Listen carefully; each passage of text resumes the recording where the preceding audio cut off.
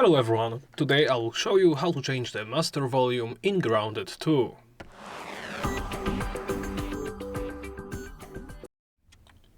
Let's begin by opening the options menu. From here, select Audio. In this tab, look for master volume. Adjust it to your liking. As you can see, it is controlled by this gauge of 0 to 100%. And you can adjust it, as I said, to your liking. I will set it to something like 50.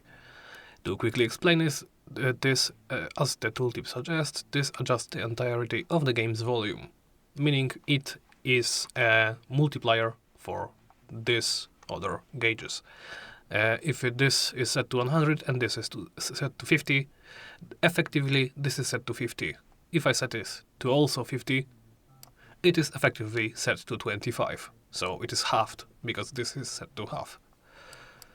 And once you are done here with your adjustments, simply press the close button, and that's about it.